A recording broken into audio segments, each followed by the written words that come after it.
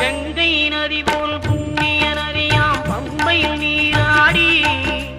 சங்கரன் மகனை கும்பிடுவார் சஞ்சலம் இன்றி ஏறிடுவார்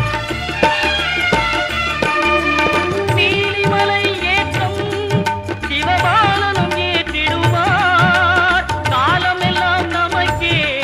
அருள்காவலராயிருப்பார் தேகபலம் தா பாதபலம் தா தேகபலம் தா பாதபலம் தா தேகபலம் தாய